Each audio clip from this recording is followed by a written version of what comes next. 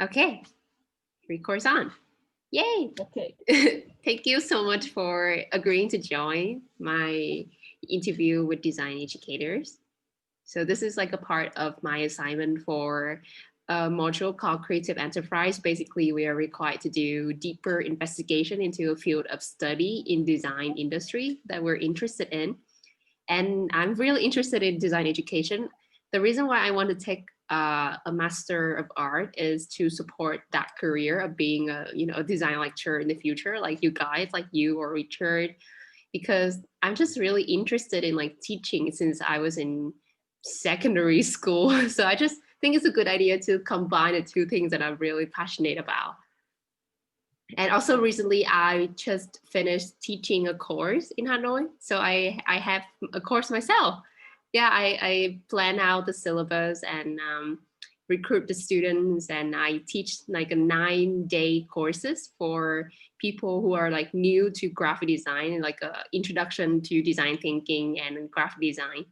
So yay! Thank you. Yay! Where do you do it? I joined an educational project where they, as a teacher, so like they support me with the marketing and the recruitment and then also the facilitating skills training. So it was in Hanoi, and I know the founder. And at first, the founder asked me to be the lead designer of the project, but then I was like, no, I'm about to enter my final year, so I'm gonna be very busy. Then he offered me to be a teacher, and I'm like, yes, I'm gonna do it. I'm gonna do it. And then jump on me because being a teacher is much more much easier than being a designer. But it was actually a very rewarding experience, even though I had to teach and study at the same time. But it helps a lot, and I actually use that, use the teaching experience as my assignment too for the creative enterprise. So apart from doing the teaching and experiencing teaching myself, I also want to talk to design educators about their own experience to see what I can get out of it. Like, if I want to enter the design educations in the future, what should I know? That's why I try to contact all design educators that I know and reach out to some people in the industry to have a conversation with them. So because you're used to be one of my teachers, I really want to ask you about your experience so that I can know what I'm getting myself into. Hey. Okay, where do you want me to start? Do you want to ask the questions or? I would want to learn first about your experience in art and design first, and then we'll get into your experience with teaching art and design. So how long have you been working in the creative industry, and what is your main field of work in art and design? I mean, I kind of know the answer, but I just want to to like review it again. So my main area is fashion and design, pattern cutting. I actually had different work experiences since I was young. So since I was about 13, 14, I was working in my auntie's shop. I've always been inspired since the age of 7 into fashion because it runs in the family. I didn't start until, it's really funny because I finished my degree and then I couldn't get a job in the creative field because fashion is really hard. And at the time I lived up north in the UK, and they had all the fashion jobs were in London. So I ended up working for TGI Fridays restaurant for about 4 years. Wow. Yeah, and I became a manager there. But it gave me really good skills towards teaching. At the time, I didn't realize I was going to go into teaching. I never ever thought I wanted to be a teacher. And in fact, when I finished my degree, my professor was trying to persuade me into doing a PGCE, which is the teaching qualification, rather than my master's degree. And I was like, no way. I want to be a successful fashion designer. And then, when I finished working for TGI Fridays, I worked for a couple of retail stores like H&M and Zara. And eventually it took me about 10 years before I got back into actual fashion, you know, with regards to making garments and stuff. I lost my job, and in England, the government kind of helps you to going back to work, and they give you money and they give you opportunities. And there was 3 choices: to train to be a teacher, train to be a chef, and I can't even remember the other one. And so I said, okay, I'll take the teaching one. That was a year-long study, and within the first year of passing, I applied and I actually got a job as a technician, a fashion technician in a local college. And then they realized I had a teaching qualification. A lady actually kept being sick, and within the first month of being there, they asked me if I wanted to teach because I had this teaching qualification. So I said, okay, nervous. I was teaching to national diploma students. So these are students who had just left school. They were about 17, 18 years old. It was a bunch of girls. There was about 6 or 7 girls. They were my first students, and they were really naughty, really, really naughty. And I wasn't the best student in school. And I just thought, this is punishment. This is like 6 of me in the but I started to enjoy it, and I enjoyed the freedom that I was getting to teach. And then the college said to me, okay, you've been teaching for a term now. Do you want to do the next stage of your qualification? So they actually paid for me within the year to do my PGCE. And the PGCE is the Postgraduate Certificate of Education. So there's a PG, postgraduate. PG. Yeah, Postgraduate Certificate of Education. And so this is a certificate to teach of college age. So I think 17 upwards. Anything under that is called something else. So I had to do that. And then you do another one. I think this is for a certain age, postgraduate. Then you have to do another one. Can't remember the age of it. Anyway, so I did that. I did that for a year or a couple of years. Then I went to work for another college called the University of Wolverhampton.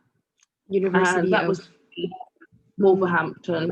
You want me to put it in the chat? Oh, Hamilton. Oh, yeah. If you can, then it will be very helpful.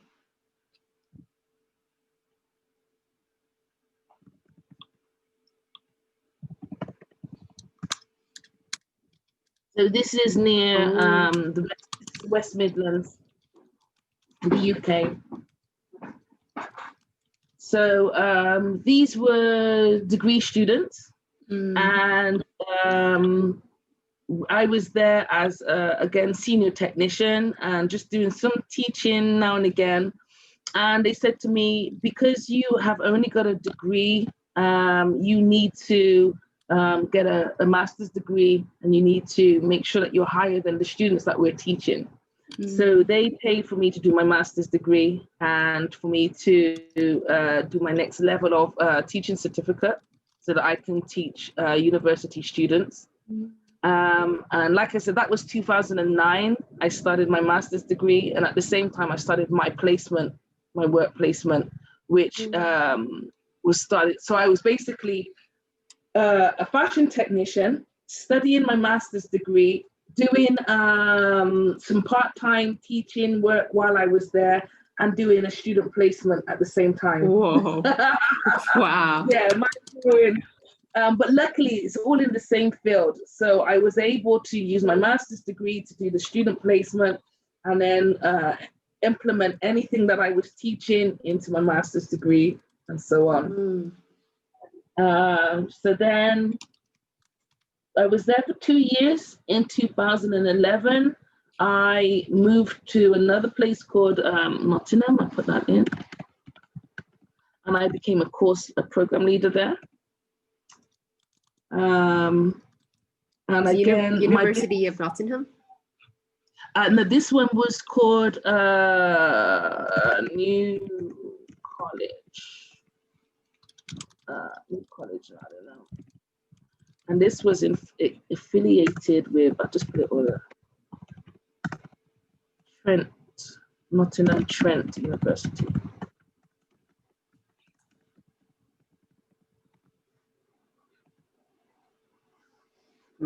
So it was like an undergraduate and a postgraduate kind of course. So our students would start there after they finished schooling, and they would work towards their degree, and then they could use, I think their first year of their degree, they could continue with us, or they could go over to Trent, depending on what field they wanted to teach in the fashion. And then from Trent, they would finish their degree, and then they could go on to do their master's degree. Yeah. So I was there 2011 until 2015, and then I moved to Vietnam 2015. Yeah. So I was a program leader there. Really enjoyed it. Students were really strong and determined. A lot of them came out and fulfilled their dream. A lot of them wanted to go to Central St. Martin's or Royal College Academy, and they all ended up going there. You know, it was kind of like working on their portfolios to get them there. It was a really nice dream, because I always wanted to go to Central St. Martin's, but I was really scared to go. I didn't think I was good enough to go. I ended up going in my adulthood, but at the time, yeah. Sorry, that's my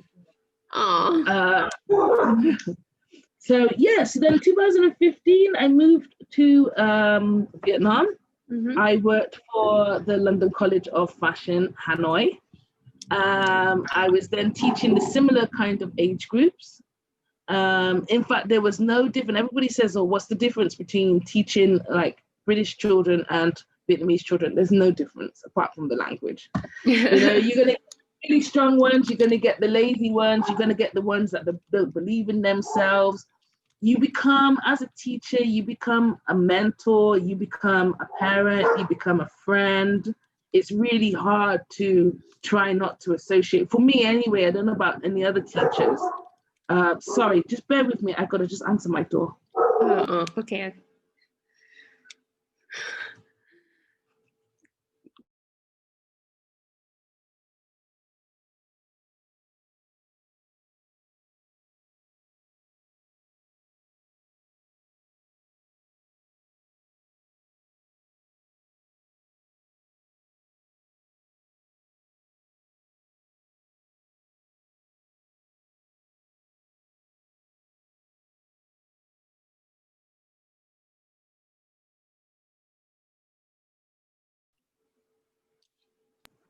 Hello. Sorry. It's okay.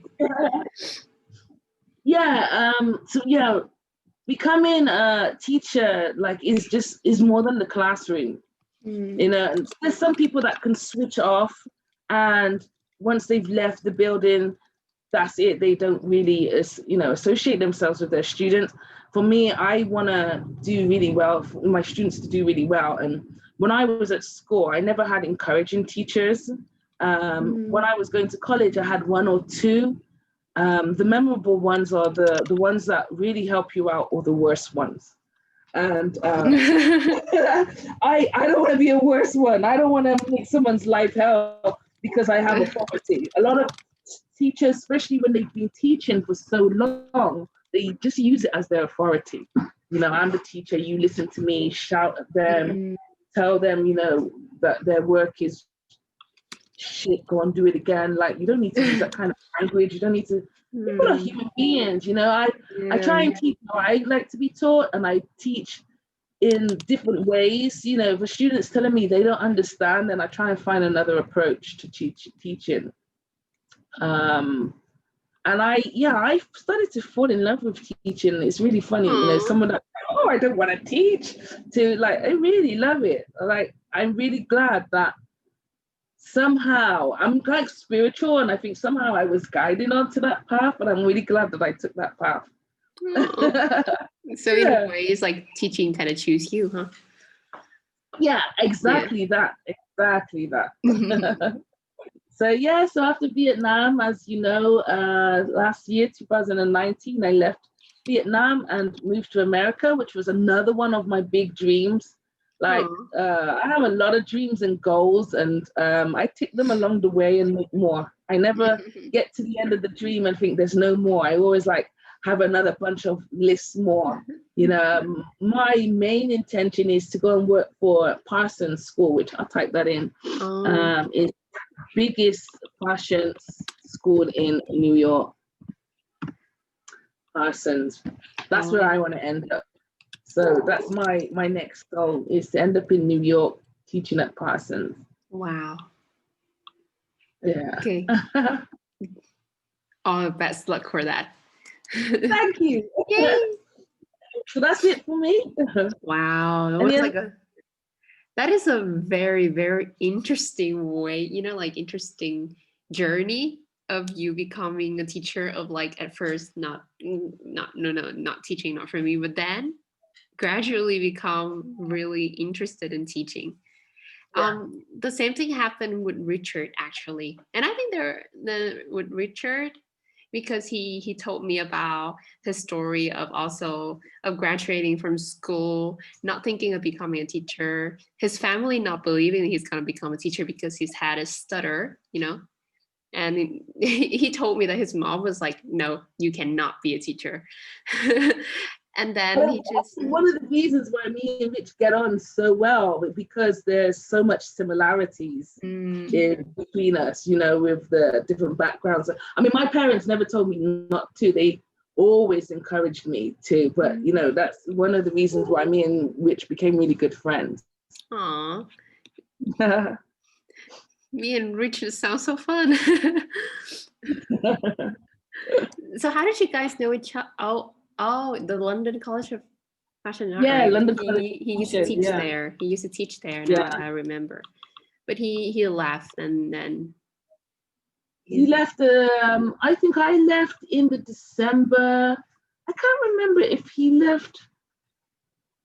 If he stayed another year or if he left within that year. I know he left about May or June time. I think he left before joining BUV. Yeah. Oh, yeah. So like it would be 2018. I think I left December. Yeah, so he left the year after me. I left December. He left about 4 or 5 months after me. Then I was working for ICA, and I tried to get Richard a job there, but ICA didn't really work out well. You know, Lum is studying. Yeah. I know him. Lum was one of my students I at ICA. have not heard of ICA though. That is International College of Arts. It didn't do very well. It started off from new, and within the year, it just crashed. And then within that year, Richard got the job at BUV, and then he looked after me and said, okay, I'll try and get you on the course as well. So. Okay. I actually never heard of ICA though. So it's not there anymore. I think the building is there, but they rent it out to, I'm not sure. Yeah, I think they rent it out to people. Is it Dong Da? Dong Da. They had it's what's the street called now? It's where they sell all the chicken. They used to call it Chicken Street. I'm not from Hanoi, so I don't know it too. We need to take you there. It's a very, very popular street. The whole street, people go down there from about 7 o'clock till late, and they have all kinds of different chicken that they sell down there. Wow, okay. It's like a chicken street. Okay, I'm gonna Google for that. Yeah, barbecue chicken, like chicken feet, chicken everything. Okay. Wait, did you just call my boyfriend Hui or Gui? Do you remember his name? Hui. Hui or Gui? Gui. Hui, yeah. Yeah. I thought you say Hui. I thought you say Hui. No. Wait. In my British accent. Yeah.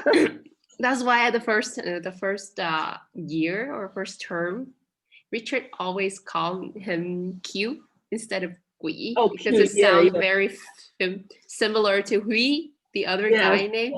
yes, Yeah, yeah, so usually Richard just call him Q. Q, Yeah, yeah, just for like the letter, not like his full name. yeah. So Which that is, name did I?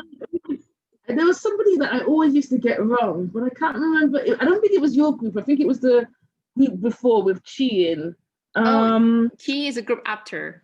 We are the first group. Yeah, Chi's the group after. There's somebody in her group that I always used to get their name wrong. Chi. Oh, That group have Chi, Pray, Zoe, O, Chang, the little Chang, and Tan. yeah, maybe. And who? And Tan. What's the There was boy's a name? guy, the boys. Tan. Tan. It was Tan. Always used to get his name wrong. Tan. Yeah. Tan now is in class 1910. Yeah. Richard hates Cool. that class. Why? Richard hates 1910 because they're very naughty and they just don't do work. They are naughty. They are naughty. And it's really hilarious how he just stopped worrying about us this semester. Like he just let us do our thing, and then he was like, I'm just gonna let you do things. I'm not gonna worry about you anymore. That it to the point that we actually had to ask him, aren't you worried about us? And then he was like, no. What you're doing. Yeah. He knows you guys got it. Yeah. And also, it's a nice way of exploring because you have to make mistakes to learn what you're doing. Like he can't give you all the advice because then how are you going to learn from that? So you have to kind of like, it's now to find your own feet because I guess when you leave, there's not going to be anybody there that's going to be helping you. You're almost like fledglings. So he's preparing you for the wild. He's preparing you for the world. Oh my god! And it's So really confusing. confusing. I think he'll still be there to guide you. I don't think Yeah, he would totally leave you, but he's he wants you not, but guys to like find your feet. And it's really interesting at this point now because all of our work is like totally different from each other's. Nothing similar between our work anymore because we're like, Isn't that great? Yeah, like a final year, so no one work on the same thing like before. Like in the first or second year, we would work on the same project, we just have different ways of solve the same problem. But now we even have different problems. We have Isn't that great? Yeah, it's really cool, but it's also confusing at the same time because you cannot turn to anyone to ask, so how would you do this? Well, you still can because they still got the same artistic eye. They're gonna see it in a different way to you. Sometimes that's even better that somebody on the outside looks at your work and says, well, I would do it like this. And it may be a way that you haven't looked at it. So, you can still turn to each other. Don't think because it's totally different. They're gonna, you're still in the same field. Even like for myself and Richard, he's graphic, I'm fashion, we do print. But I would still say to him, what about this? And he would say, yeah, you could do it like that. And I'm like, yeah, I didn't see it that way because our thinking and our eye is totally different. So I think sometimes it's even better to get somebody outside to look at that. That's how your client would see it as well. When you think about your client, your client wouldn't always, your client wouldn't always see it the way you see it. So it's a matter of there's perspective. a way. Right. Yeah. Okay, so let's get back to the questions. Yes. Okay. So that is you just share about your teaching experience, right? How about your business? Can you talk a little bit about your working experience? Have you ever, beside your business, have you ever worked as maybe like a freelancer or maybe something like your working experience in general? Okay. I've been really lucky because I knew what I wanted to do from a young age. So I've kind of been introduced to people in that field. Like I said, I worked for my cousin's shop when I was 13 or 14. When I got older, I started to wonder if fashion was for me because it was so difficult in that 10 years of leaving my degree and moving on. I got lost along the way. I see. And yeah, and I ended up working for several different companies, just in retail. So like I said, H&M and Zara. Then I decided I wanted, before that I was an interior stylist. So in England, we have houses, like they call them show homes. So you would go to a house and it would be all done up in a way that they think the client may live. So it would have all the sofa. This is what it could look like if you come and move in. And I was the person that dressed that house. I really loved that. That was freelance. So I worked for an interior company, and they would call me every Monday and say, right, today you're going to be in Newcastle, or today you're going to be in London, or today you're going to be in Scotland. You're going to be working with this team. And 3 days out of the week, I would travel up in my car, and then I would be, you have to go and select what materials you need to use. You have kind of like a list of things from the client that they want, and then you put it together. So I did that. I then got into real estate. I thought, oh, I want to do real estate. Real estate is really interesting. There was a few TV programs that we had in UK that made real estate look really fun. No, that's just a TV program. Do you know Modern Family? No, it was called, oh God, it was with a couple. They were friends called Phil and, oh God, what was that program called?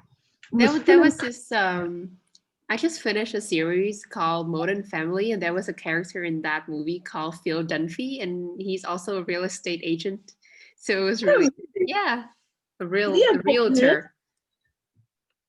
Did you have a boat head? No. Okay. These were these good friends. They were called Phil and Kirsty. I can't remember the surnames. And they would find houses for people, and they would take people to all these different homes. They had a budget, and they would like talk them into what they could do to make the house better. Anyway, it looked great. I was like, I want to do something like that. It wasn't great. It was terrible. Wow, expectation versus reality. Yeah, exactly. But I liked it because, I mean, I've always been interested in architecture, and, you know, I love art. So I was always, before I studied to be a fashion designer, I was told at school that there was no career in it. And so I actually did a little bit of graphics to become an architecture. I did that for about a quarter, like a term. I hated it. And then, but it all kind of comes back with each other. I've done an interior design course as well. So I kind of was going that way. And then, yeah, it's just always been, apart from that, it's always been fashion. I've not really freelanced with anybody. But then I started my own business. I became also a columnist. So I was writing fashion guides when I lived in Nottingham. I did several different fashion shows. In fact, 2009 until I left Vietnam, I would say my fashion business has always been really, really busy. So for the year 2009 to 2010, I did local fashion shows. 2011, I did London Fashion Week. 2012, I went to America to do Maryland Fashion Week. 2013, I went to New York Fashion Week. So there's always been several different things. Wow. I've worked, I've had graduate students or their final year students come and work with me. You've been to New York Fashion Weeks? So yeah, I've been like really famous model, like. The most famous model I've worked with, but it wasn't because of my fashion. I worked with a designer, was Tyra Banks.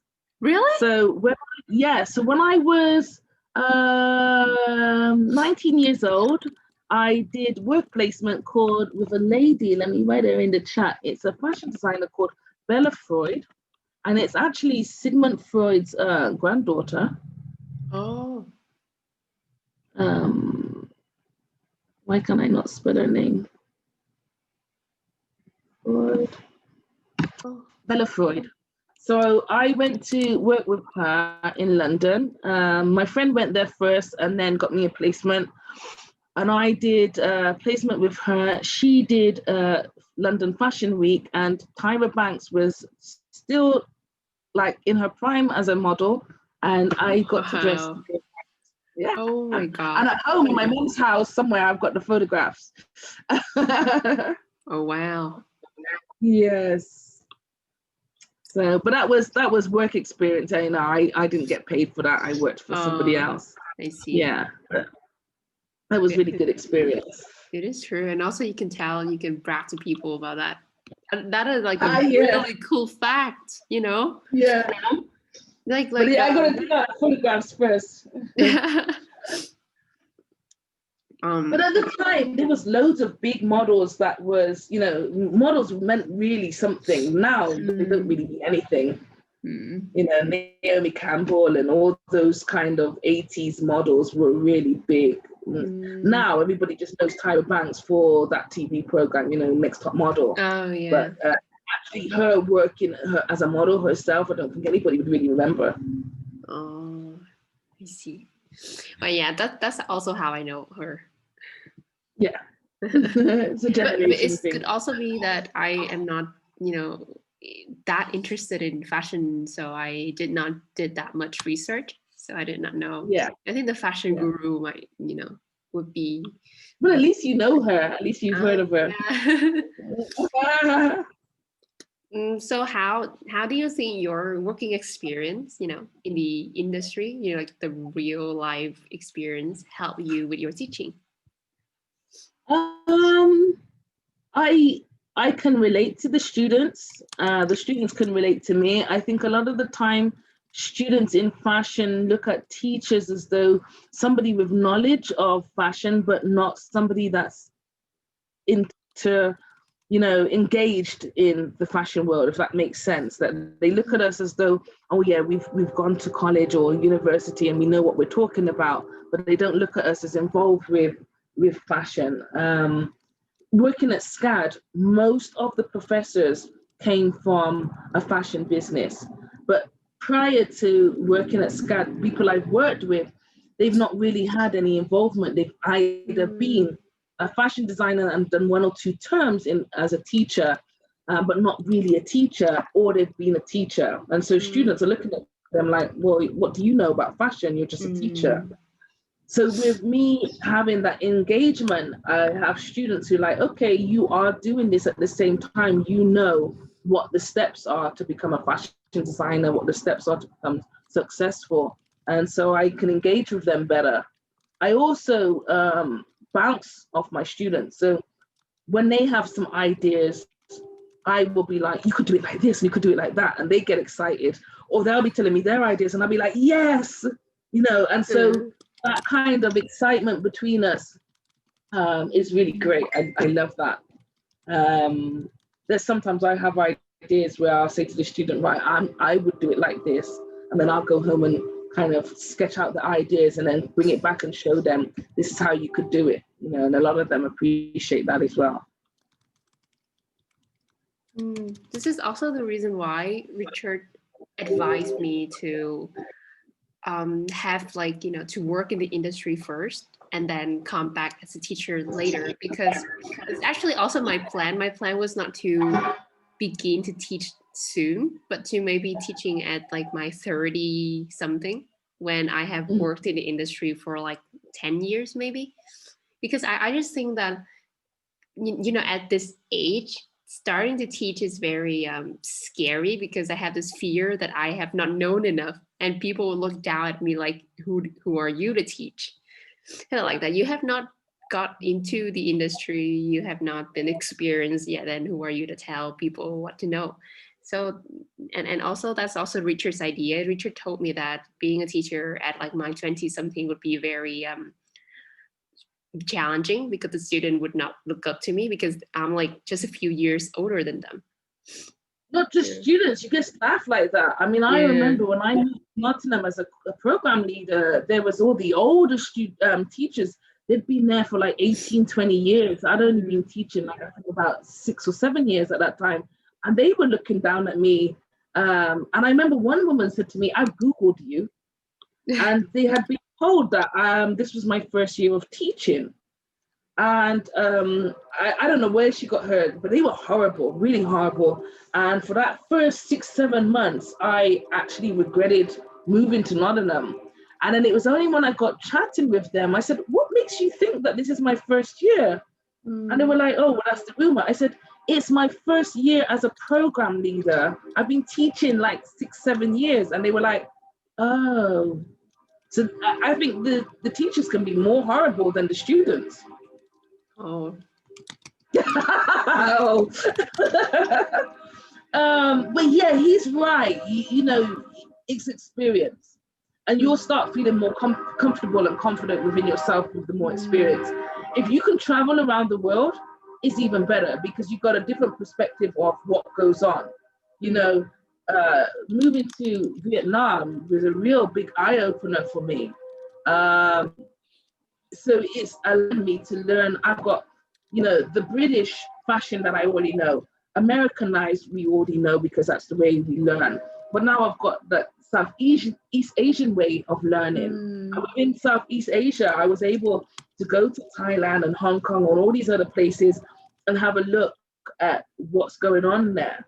And that made me understand the students' perspective a little bit more. So when I was coming back, a lot of Vietnamese students, they were either really Americanized or really traditional. They wanted to do like, you know, this American clothing, or sometimes they wanted to do like Hong Kong Haraguchi clothing.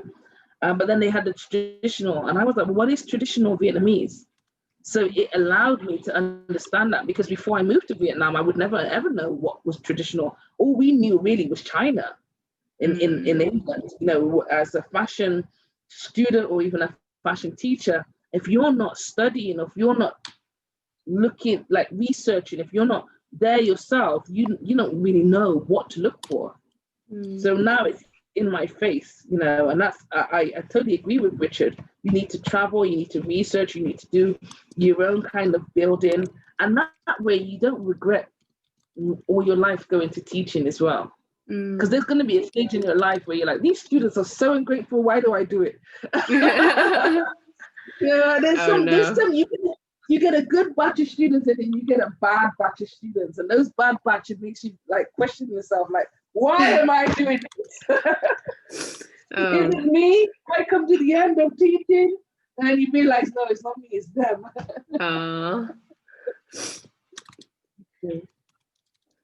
Okay.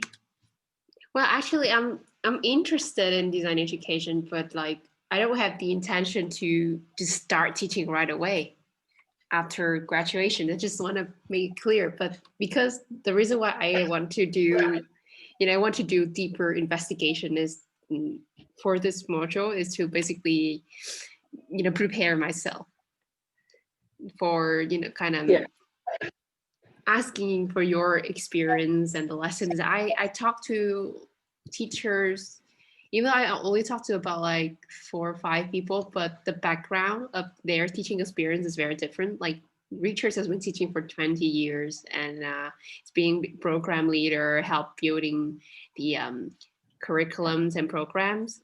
And you will be like teachers from like a lot of different backgrounds and travel around the world. And you teach in fashion, which is different, like it's already different from Richard. And then there's Boris. He just started teaching for 2 years, and Boris is the one who I feel most relatable with, because it's like he's both of us are new to teaching, and he's really young too. He's really young compared to the student, and he had this type of very relatable to the student somehow. And then there's I reached out to this guy who's a Vietnamese design teacher. He's like a design coach in Ho Chi Minh City, and he has his own design school, which is running both online and offline courses. And we talk about Vietnamese design education and how it's going and what we should do to prepare ourselves for that. And he's only like 4 years older than me.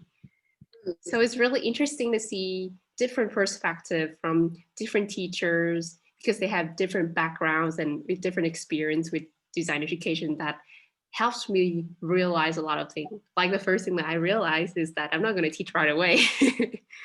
Yeah. Yeah. Yeah. Apart from all of my love for design education. I think culture is a big thing of teaching, you know, and understanding your students. If I was you, you know, even if you had traveled, I would maybe do some teaching within Vietnam first before you went out there. I think it's harder to understand another culture before teaching your own culture. You know, I don't think I could have started my teaching in Vietnam. I had to do that in England first and get to understand how students work and think before I could move on. Otherwise, it would have all be too daunting. I mean, the cool thing about teaching design is there isn't really no protocol. You know, it's not maths, it's not English. You've got freedom, you've got that kind of excitement to be able to say, right, this is the brief or the syllabus, and you can run with it. You know, that part is nice. Maths is restricted, science is restricted. There's not anything you can do. So you can have 4 different teachers, all with the same assignment brief, and they will show it to you in 4 different kind of ways. And that's the beauty about design, because of the way our minds think. We all, like you were just saying about you all doing it different now, but the result is all going to be very similar. You know, you're all striving through that last assignment that you've got to do for Richard, you know, and you still got to cover how it got started, the middle, you know, the ending. You've got to still cover those. And that's the beauty about design is, okay, what am I designing for? What is my research? What is my concept? Where am I going with it? How far can I take it? How far can I run with it? And then bring it back. And then this is what I'm going to end with, you know, and that's design. And when you start teaching that to students who are like-minded, you know, once they start understanding, like, you remember a couple of years ago when you first started and you were like, I understand why Richard wants us to do this, and now you've got, Richard has left us on our own. We've got so much freedom. Like, it's come such a long way, you know, it's like, when you're going to come back to here, you know, and that's really nice about the teacher, because you sit back and you watch your students struggling and not getting it, and then you watch when they suddenly get it and they fly with it, and you're like, right, my job is done. It's great.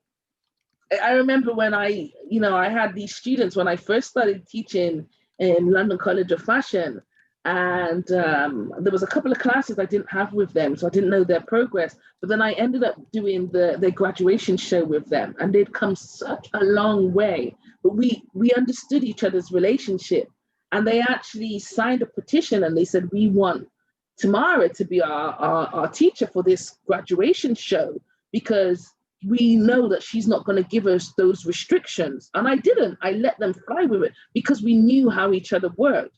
And they did one of the best fashion shows from that college. You know, we were told that is one of the best fashion shows in years. Wow. And you do, as a teacher, you see that, and you know who to allow to do things and who not to allow.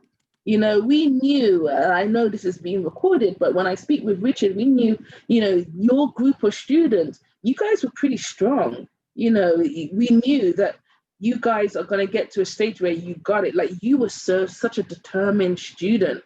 Sometimes I think you gave the restrictions to yourself. So it's like, okay, let's sit back and see. She is going to one day stop giving herself the restrictions and just do it and get it.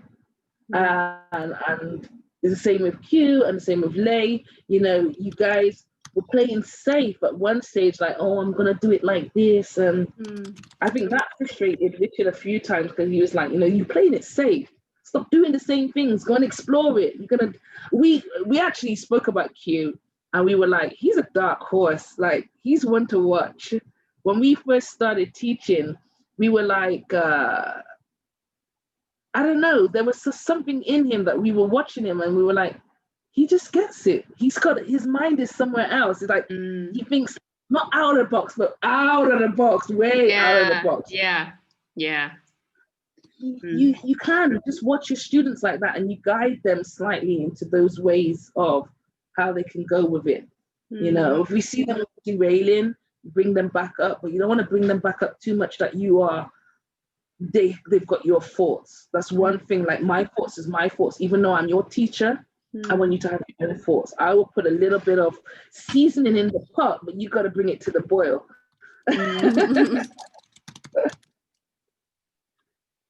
Yeah, I'm really aware of my problem of being really strict on myself. Yeah, I don't know. It's a problem, because I think when you go to work for a company, it's a really good thing. But you sometimes, I think the things that you focus on stop you from being bigger than you are. You know, like, you used to spend a lot of the time doing all the presentation, very great, which is good. But I would say you need to cut research. Should be the bigger not restriction, but the bigger area to work on. Once you've done your research, then you can do the play. You know, so I would say a good 30, maybe 40% of research, you know, and then 40% of experimenting and play, and then leave that last 20% to that finished presentation and come together. The presentation will come naturally. Once you've done all your work and your research and that will come naturally. You can work on that after. But it's like it's the story, like we keep saying, where did it come from? Where is it going? How are you ending with that? And then the presentation, you know? And I think you focus on the research and the presentation, and a little bit of the middle part of how I can develop that.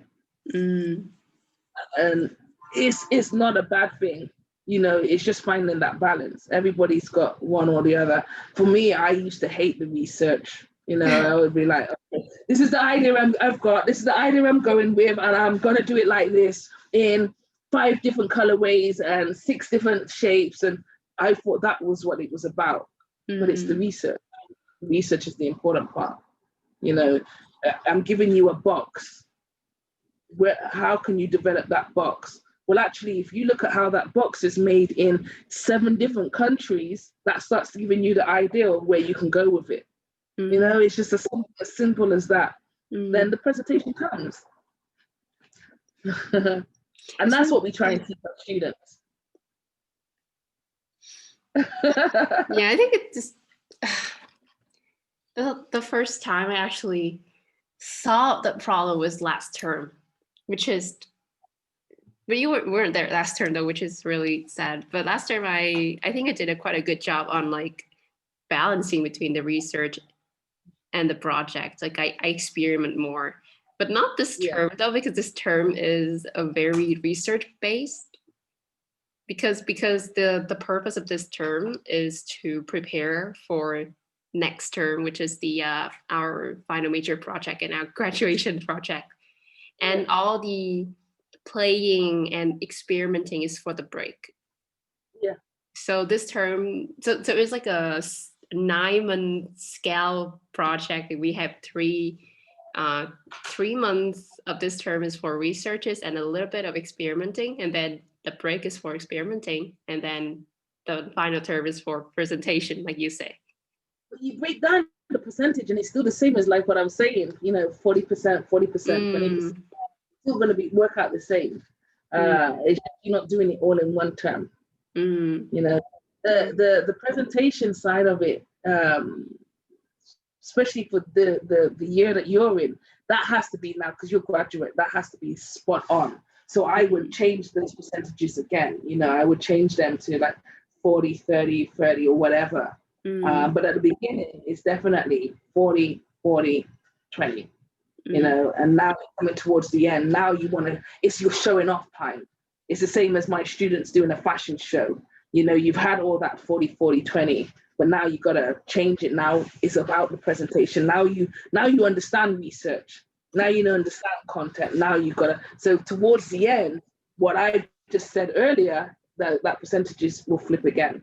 Now it's about the presentation, because all those people that's going to come and see your show, they don't really care about where it began and the middle and the end. They just want to see that the end looks fantastic. And then they'll say to you, oh, where did you get your inspiration from? You know, after they sat back and admiring it. You know, imagine a plate of food. You know, you see it before you taste it. And so anybody that's towards the end, you've just worked 3 years. If you just end up throwing it on the plate, everybody's gonna like, what did you do for 3 years? But then if you nicely packages it and present it, then that they'll be like, wow, that's great. I can see what she did for 3 years. Then they'll start asking the questions after. So it towards the end, it flips it again. Oh God.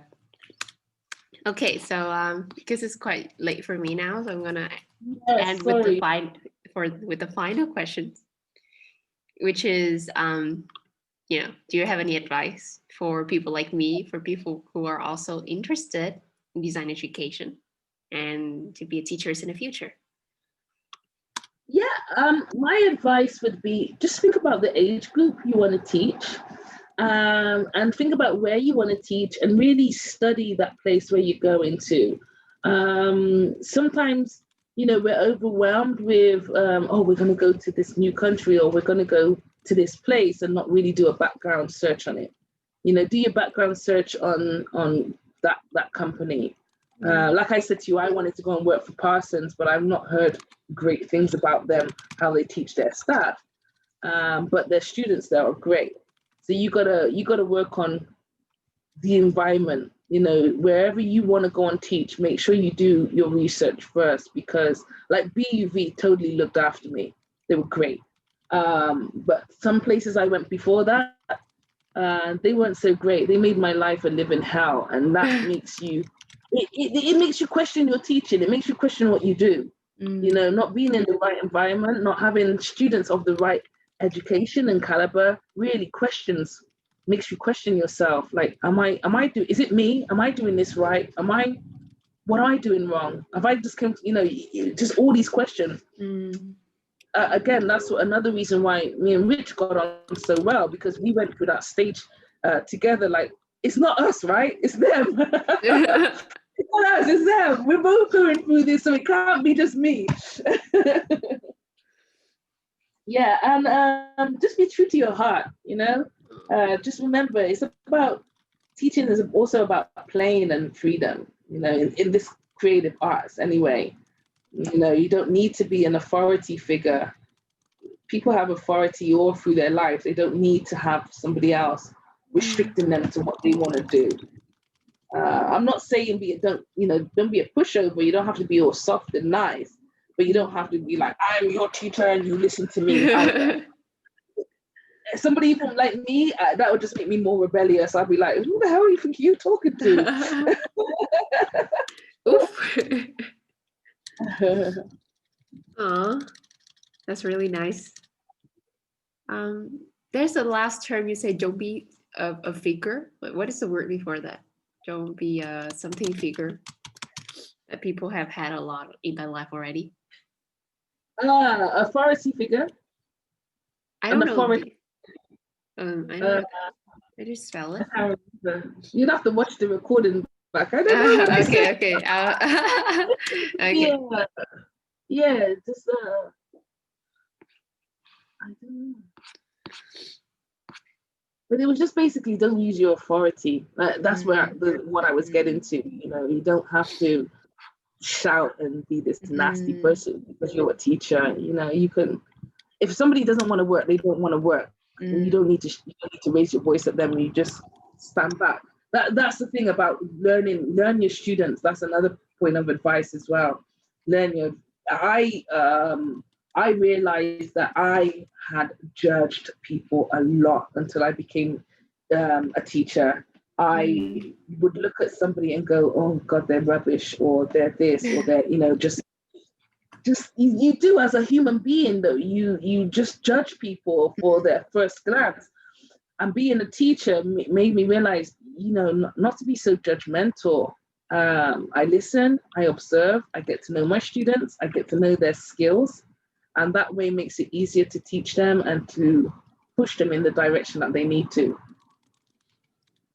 And learn how to teach in different ways. Somebody will understand if you show them, somebody will understand if you talk to them, somebody will understand if them doing it at the same time as you talking. There's so many different ways of learning. You got to learn those skills as well. So it's more like technical facilitating skills. Yeah, but also people's background. Like, not everybody will come from an art background. You may get somebody who was a lawyer beforehand, who now all of a sudden wants to be a graphic designer. So the way they assess work is going to be completely different.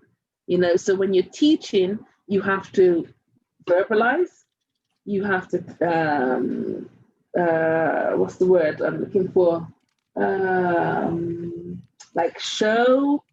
So for instance, you'll have to, I was talking about a map and I said, right, use this map. I would have to show the map on the screen. I would also be talking about the map, and I would also show how the map works. So you have to have like several different ways of that person being able to understand what you're talking about. Not everybody is going to understand because it's on the screen. It's again, it's like doing maths. The way I was taught how to do fractions was completely different in school compared to how my mum taught me. School, I never understood. They just taught us one way. This is how you do fractions. My mum realized that's not the way I work, and she sat me down and taught me fractions in another way by using things to take away and to add and to subtract or whatever. Whereas my teacher was just writing figures on the wall. I was like, once you have something there that you can understand your student is going to interact with, then that makes you a better teacher as well. But then that'll be easier when you have like a small group of students. If the group is like 30 or 40 people, it's going to be much more challenging, right? I mean, I've had students, maybe 24 students, and I taught pattern cutting to 24 students. I mean, a lot of the time classes for artistic work sometimes they're not that big. You'll never ever get them as much as 30. Lecture rooms are 30, but something practical, you'll never get that many in a class. But it's about demonstration. So for instance, I'll be like, okay, I'm doing everything on Zoom at the moment, but I have my cameras everywhere. So okay, today I'm going to show you how to put the sleeve on. Some people don't assume people know what a sleeve is. I'm just saying this for the sake of it, but you can't assume. That's one thing, don't assume. So you have to show them it's the sleeve. There is several different sleeves that's going to fit in your garment. Okay, this is the garment. A lot of people assume that you're talking about something and that person is in that class. They know what you're talking about. Nah, don't assume. Always be prepared. You're talking to them, you're showing them, there's a diagram, they've got leaflets, they've got handouts, they've got everything there. Then you start, right, to do the sleeve, we start it flat and then it's going to curve around. This is how we start it flat. And we do that together. Some people will watch you do that first and then go and do it. Some people want to do it at the same time as you doing it. There's different ways. Okay, then we do it flat. Some people will ask you to repeat yourself 1,000 times. Have patience. It's another thing as a teacher. You really have to have patience. You'll be saying it and you can see them on their phone, or you can see them taking their notes, but they're not really taking notice of what you're saying. Even though they're writing the notes, what you're saying, they're not observing what you're saying. And within 5 minutes of you finishing, they'll be like, oh, what was that you had to do? Have patience, have patience. Oh, no. They'll be Googling to see what you're talking about, but they're not really paying attention, but they're paying attention, but they're so busy Googling to hear what you're talking about that they haven't really heard what you're saying. Then they're the ones that's going to ask you to repeat yourself. Yeah. And they slow down the whole class. I mean, I don't mind repeating myself if I generally don't think that student understands. If they're just not paying attention, then you've got to deal with that. But you've got to remember that, after 2 or 3 times, if they're asking you that they don't understand again, then it's a time where you have to speak to them on a whole different occasion. They can't hold up the class like Yeah. Wow. Wow. I gathered a lot of information from talking to you today. Thank you so much. No problem. Thank you so much. You just gotta remember, it just comes with experience, and it comes with like with who you are. It will eventually come. You know, there's no way of being taught how to teach. Everybody has their own ways and their different ways, and that just comes with, like I said, understanding your students. Understand. Thank you so much. No problem. Sorry to keep you up so late. Oh, it's okay. I'm usually up later than this. I know it's not that healthy, but deadline time, you know. I'm the same. I think it's an artistic thing. You know, I can easily be up 2 till 3 and be one of the most creative then. Yeah, I know, right? So weird. Yeah. Oh, thank you so much. Yay! I'm gonna stop the recording now.